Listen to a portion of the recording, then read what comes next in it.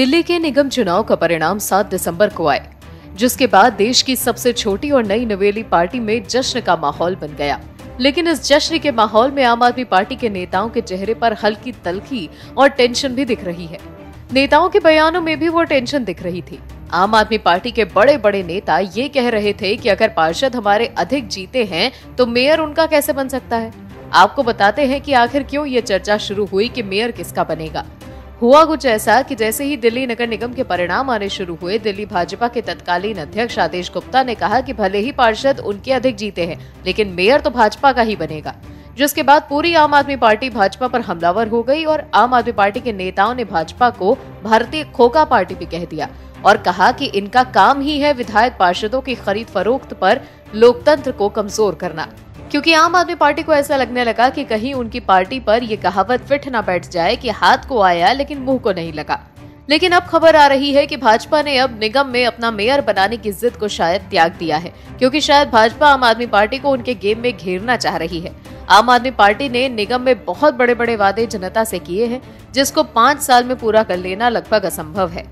दूसरी तरफ निगम का बढ़ता हुआ खर्च, लेकिन आम आदमी पार्टी के घोषणा पत्र पर नजर डालें तो उन्होंने जनता को बहुत ही आर्थिक छूट देने का वादा किया है, जिसके बाद बीजेपी को लग रहा है कि मुफ्त की रेवड़ी केजरीवाल बांट देंगे, निगम की कमाई कम हो जाएगी, तो वादे कैसे पूरे होंगे। क्योंकि दिल्ली राज्य के बजट वितरण और निगम के बजट वितरण में जमीन आसमान का अंतर है।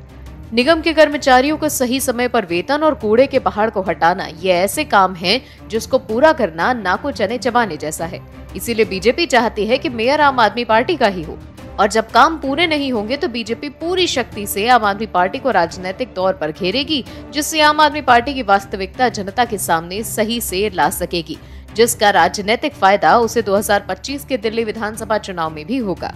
दिल्ली में आम आदमी पार्टी की सरकार है ही, और अब एमसीडी पर भी उसका राज रहेगा, तो केजरीवाल को कोई बहाना नहीं मिलेगा। दिल्ली की सफाई से लेकर प्रदूषित हवा तक दिल्ली की हर समस्या के लिए केजरीवाल की पार्टी ही जिम्मेदार होगी, और बीजेपी विपक्ष में बैठकर केजरीवाल को एक्सपोज करेगी, और फिर अगले विधानसभा में केजरीवाल के लिए बीजेपी के सवालों का जवाब देना मुश्किल हो जाएगा। इसीलिए बीजेपी 2 कदम राजनीतिक रूप से पीछे हटकर आगे लंबी राजनीतिक छलांग लगाने की फिराक में है। हमारे देश में कई नेता ऐसे हैं जिनको विपक्ष में बैठना गवारा नहीं गुजर रहा है, इसीलिए अब वो विपक्ष में बैठकर उन सभी मुद्दों पर राजनीति करते हैं जिससे भले ही देश की आंतरिक और बाहरी सुरक्षा को खतरा पैदा हो जाए। संविधान की दुहाई देने वाले ये नेता ये भूल जाते हैं कि ऐसे न वैसे अपनी बयानबाजी से देश और संविधान को ही ये कमजोर कर रहे हैं, क्योंकि संविधान में साफ तौर पर लिखा है कि आपके बयानों से देश की सुरक्षा पर कोई खतरा पैदा नहीं होना चाहिए। लेकिन हमारे देश के नेताओं को विपक्ष की कुर्सी इतनी चुभती है कि वो सत्ता हथियार लेने के खातिर कुछ भी कर सकते हैं, भले ही सत्ता पक्ष के विरोध के नाम पर सेना का अपमान करना हो या अपने बयानों से देश को गुमराह करना हो। अभी हाल ही में विस्तारवादी चीन ने तवांग में भारतीय सैनिकों से टकराने का साहस किया था, जिसका भारतीय सैनिकों ने मुंहतोड़ जवाब दिया और ड्रैगन को वापस से पीछे की ओर धकेल दिया। लेकिन हमारे देश के नेताओं और हमारे देश के भीतर पर्दे के पीछे छिपे पीएलए गैंग को तो मानो बैठे बिठाए राजनीति करने का मुद्दा ही मिल गया हो। विपक्षी मोदी सरकार को घेरने में लगे हुए हैं। हालांकि सदन के भीतर जवाब रक्षा मंत्री राजनाथ सिंह और सदन के बाहर जवाब गृह मंत्री अमित शाह ने दे दिया, और सदन को भरोसा दिलाया गया है कि चीन को हमारे सैनिकों ने मुंहतोड़ जवाब दिया है। हमारी 1 इंच जमीन पर भी चीन ने कब्जा नहीं किया है। लेकिन विपक्ष इससे कहां संतुष्ट होने वाला था, उसे तो बैठे बिठाए मुद्दा मिल गया। प्रधानमंत्री नरेंद्र मोदी की छवि को धूमिल करने का और मैदान से लेकर घाटी तक के नेताओं ने विरोध करना शुरू कर दिया। मोदी सरकार पर हमला बोलते हुए Jammu Kashmir Peoples Democratic Party के नेता महबूबा मुफ्ती ने कहा कि सरकार हमारे जवानों को पलटवार की इजाजत नहीं दे रही, हमारे सैनिक को जवाब देने से रोका जा रहा है। इतना ही नहीं, महबूबा मुफ्ती ने यह भी कहा कि एलएसी पर हमारे सैनिकों की पिटाई हो रही है। पीडीपी प्रमुख महबूबा मुफ्ती ने कहा कि भाजपा सांसद के बयान के मुताबिक उन्होंने लद्दाख और अरुणाचल में हमारी जमीन पर कब्जा कर लिया है, लेकिन भाजपा ने कुछ नहीं किया है। ये बात मैंने पहले ही कही थी। हमारे सैनिकों को पीटा जाता है, उन्हें जवाबी कार्रवाई करने की अनुमति नहीं है। ये खेदजनक स्थिति है। महबूबा मुफ्ती को समझ ही नहीं आया कि कब वो भाजपा और प्रधानमंत्री नरेंद्र मोदी का विरोध करते हुए देश के सैनिकों का अपमान करने लगी। महबूबा मुफ्ती ये भूल गईं कि अगर घाटी में वो सुकून के वातावरण में बैठकर इस तरह से सेना को अपमानित करने वाले बयान दे पा रही हैं, क्योंकि बॉर्डर पर फौजी खड़ा हुआ है। राजनीतिक विरोध के लिए सैनिकों के सम्मान की बलि देना किस हद तक सही है, ये महबूबा मुफ्ती नहीं सोच पा रही हैं।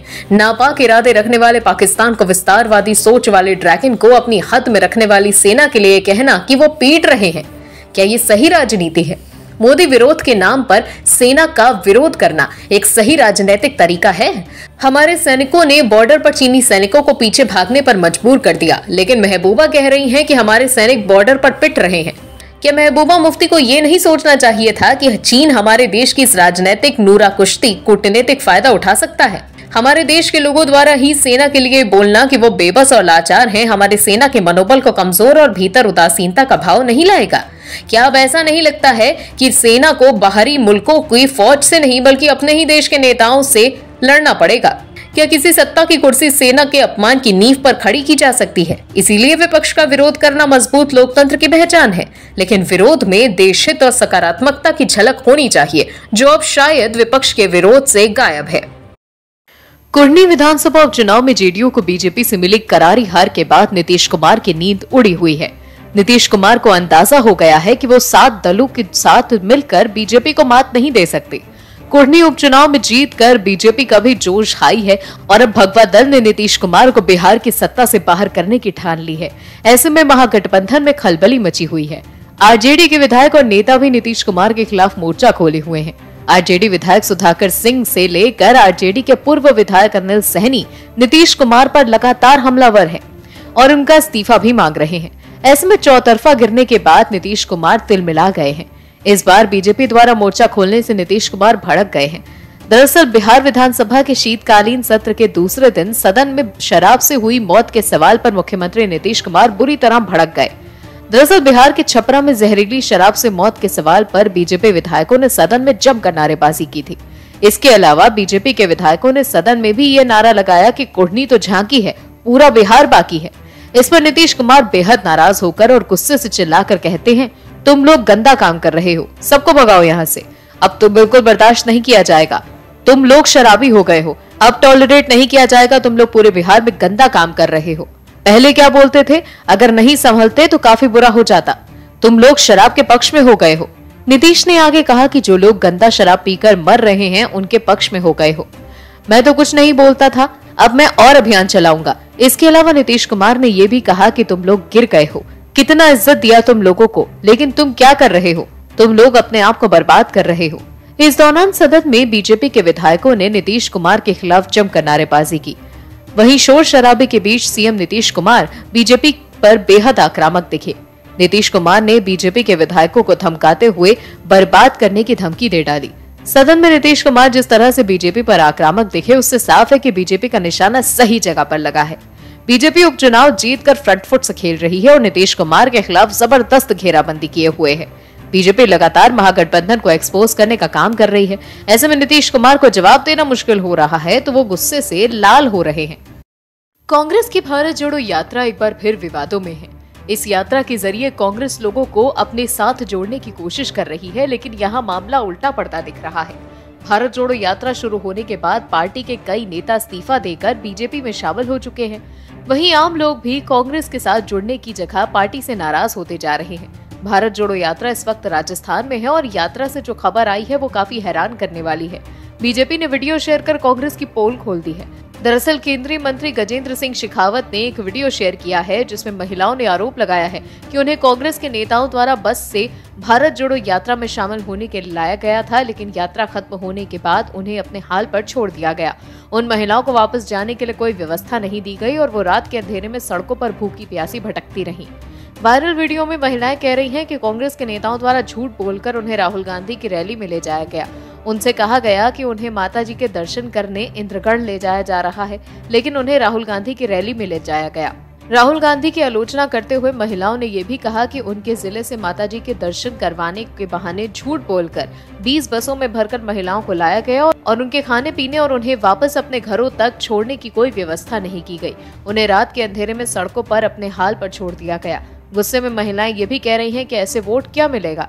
वहीं गजेंद्र सिंह शेखावत ने लिखा कि भारत जोड़ो यात्रा दरअसल गरीब सताओ यात्रा है। यात्रा में भीड़ बढ़ाने के लिए इन बहनों को बुला तो लिया, लेकिन बाद में भूखे प्यासे बेसहारा छोड़ दिया गया। ऐसा वही कर सकता है जिसके लिए आम गरीब जनता खुद का और अपनी सरकार का अस्तित्व बचाने का जरिया मात्र हो।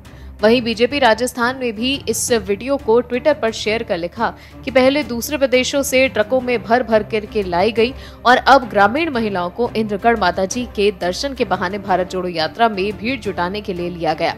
कुल मिलाकर देखें तो भारत जोड़ो यात्रा से कांग्रेस को फायदा होने की जगह नुकसान ही उठाना पड़ रहा है। राहुल गांधी की इस यात्रा में जो लोग शामिल हो रहे हैं उन्हें कैसे लाया जा रहा है, इसकी पोल खुलती नजर आ रही है। आपको बता दें कि 12 दिसंबर को भारत जोड़ो यात्रा में राहुल गांधी के साथ केवल महिलाएं चल रही थीं। कांग्रेस ने इसे नारी शक्ति पद यात्रा नाम दिया था। प्रियंका गांधी और उनकी बेटी मिराया भी उस दिन यात्रा में शामिल हुई थी। लेकिन यात्रा खत्म होने के बाद ग्रामीण महिलाओं ने कांग्रेस पर जो आरोप लगाया है वो हैरान करने वाला है। हम सब ने ये कहावत तो जरूर सुनी होगी कि चमड़े की जबान है, हिलाने में पैसे थोड़े ना ही खर्च होते हैं। अभी दिल्ली की राजनीति में भी निगम चुनाव के परिणाम आने के बाद से आम आदमी पार्टी पर ये कहावत सही साबित हो रही है। आम आदमी पार्टी ने ट्वीट करके आरोप तो लगा दिया कि हमारे पार्षदों को खरीदने की कोशिश की जा रही है, लेकिन बीजेपी ने जब कहा कि साबित करो तो बातों और अपने किए गए ट्वीट के अलावा आम आदमी पार्टी के हाथ में कुछ भी नहीं था। लेकिन अब बीजेपी नेता आम आदमी पार्टी के आरोपों के खिलाफ एक्शन पर आ गए हैं। दिल्ली में एमसीडी चुनाव के बाद पार्षदों की खरीद फरोख्त के संबंध में आरोप लगाए जाने पर बीजेपी नेता योगेंद्र चंदौलिया ने आम आदमी पार्टी के सांसद संजय सिंह के खिलाफ भ्रष्टाचार निरोधक शाखा में शिकायत दी है। आपको बता दें कि आम आदमी पार्टी ने बीजेपी पर पार्षदों को धमकाने और प्रलोभन देने जैसा आपको बता दें कि आम आदमी पार्टी ने बीजेपी पर पार्षदों को धमकाने और प्रलोभन देकर खरीदने का आरोप लगाया था। आम आदमी पार्टी के राज्यसभा सांसद संजय सिंह ने पार्टी मुख्यालय में आयोजित एक प्रेस वार्ता में कहा था कि निगम में 30 सीटें कमाने के बावजूद बीजेपी खुलकर अपना मेयर बनाने की बात कर रही है, लेकिन चुनकर आए आम आदमी पार्टी के पार्षद बिकने वाले नहीं हैं। उन्होंने बीजेपी को भारतीय खोखा पार्टी करार देते हुए कहा कि पिछले चुनाव के मुकाबले 80 सीटें हारने के बावजूद बीजेपी ने पार्षदों को धमकाने और खरीदने का काम शुरू कर दिया है। लेकिन आम आदमी पार्टी के पार्षद पूरी निष्ठा और ईमानदारी के साथ केजरीवाल के नेतृत्व के साथ खड़े हैं। उन्होंने पुलिस कमिश्नर से मांग की है कि वो ऐसे लोगों को गिरफ्तार करें जो पैसे और धमकी के जरिए पार्षदों की खरीद फरोख्त का प्रयास कर रहे हैं। साथ ही चुनाव आयोग से भी हस्तक्षेप की मांग की गई है। आम आदमी पार्टी के वरिष्ठ नेताओं ने ये आरोप लगाया कि हमारे पार्षदी को लाखों से करोड़ों रुपए का ऑफर दिया गया है। लेकिन अब बीजेपी भी आम आदमी पार्टी को घेरने के मूड में है, जिसके चलते बीजेपी नेताओं ने आम आदमी पार्टी के सांसदों पर अब शिकायत दर्ज करानी शुरू कर दी है। बीजेपी नेता और उत्तरी दिल्ली नगर निगम के पूर्व मेयर योगेंद्र चंदौलिया ने इस मामले को लेकर दिल्ली एंटी करप्शन ब्रांच में लिखित शिकायत दर्ज की है। बीजेपी नेता ने अपने इस लिखित शिकायत में सीएम अरविंद केजरीवाल, सांसद संजय सिंह, अरुण नावरिया और ज्योति रानी जैसे आम आदमी पार्टी के नेताओं पर झूठ बोलने का आरोप लगाया है। संजय सिंह और पार्टी के दूसरे नेता बीजेपी पर पार्षदों के खरीद फरोख्त का आरोप लगाया है, लेकिन सब ने देखा कि कैसे आम आदमी पार्टी ने कांग्रेस के पार्षदों को अपने पाले में करने की कोशिश की थी। हालांकि इसमें केजरीवाल नाकाम साबित हुए और कुछ घंटों के भीतर ही कांग्रेस के उन पार्षदों ने आम आदमी पार्टी का साथ छोड़कर दोबारा कांग्रेस का साथ दे दिया और इस पूरे सियासी घटना के बाद आम आदमी पार्टी की काफी फजीहत हुई। आम आदमी पार्टी खुद दूसरे दलों के पार्षदों को अपने पाले में लाना चाहती है और आरोप बीजेपी पर लगाती है। हालांकि अब भारतीय राजनीति का वो दौर हो चुका है जब आप किसी पर भी कुछ भी आरोप लगाकर निकल जाएंगे। आपको तो ये भी भूलना नहीं चाहिए कि उनके नेता अरविंद केजरीवाल ने जब इस तरह के आरोप दिवंगत अरुण जेटली पर लगाए थे, उनको अरुण जेटली में से सार्वजनिक माफी भी मांगनी पड़ी थी। वहीं असम के मुख्यमंत्री हेमंत बिस्वा शर्मा पर झूठा आरोप लगाने को लेकर के बीते दिनों ही उप मुख्यमंत्री मनीष सिसोदिया को भी सुप्रीम कोर्ट ने फटकार लगाई थी। इसीलिए जब आप सार्वजनिक तौर पर किसी पर आरोप लगाते हैं और फिर साबित नहीं कर पाते, तो एक पार्टी और व्यक्ति के तौर पर साख आपकी भी गिरती है। और भी वीडियोस देखने के लिए चैनल को सब्सक्राइब करें और बेल आइकन को दबाएं।